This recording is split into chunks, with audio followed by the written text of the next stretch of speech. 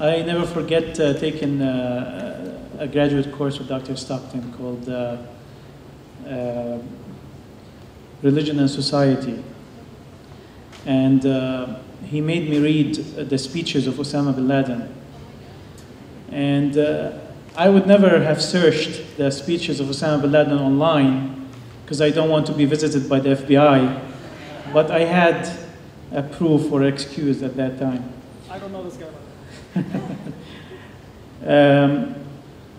The last but not least speaker is our honored guest from Toronto, Ali Rizvi. I actually want to take a minute to introduce you, Ali.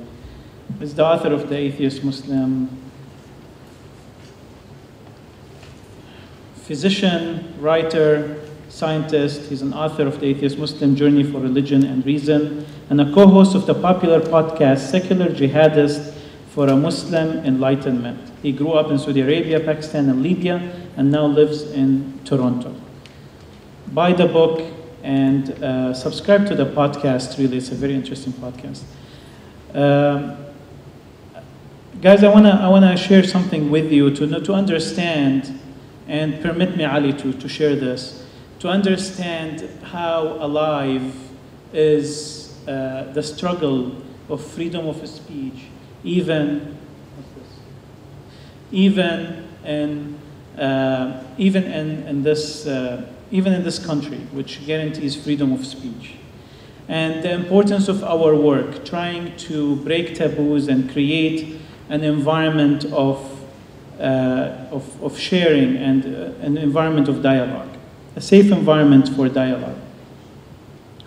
The museum has shared with me that they actually have gotten a kind of a complaint letter about Ali Rizvi, and they got more information from me about the speaker because they have an anti-bias policy and they want to make sure that we are following their anti-bias policy.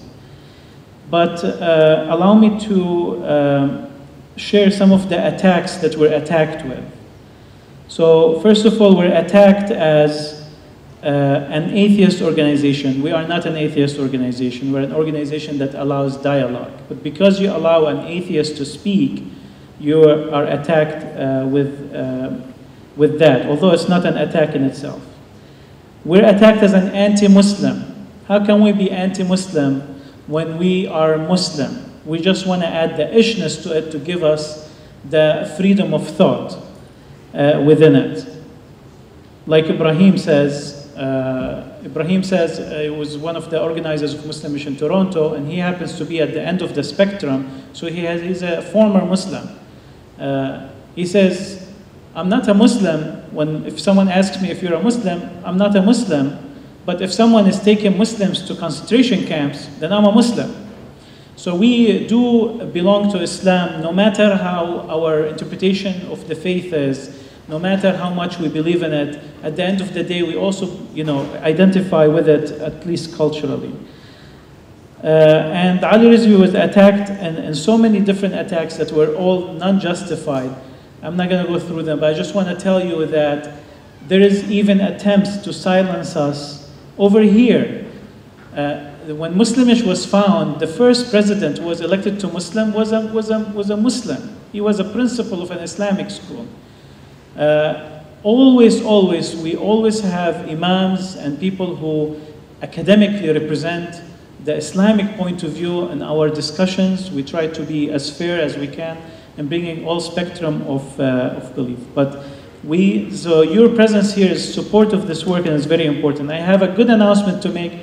I'll make it afterwards when we start the panel discussion. With no further ado, Ali Rizvi.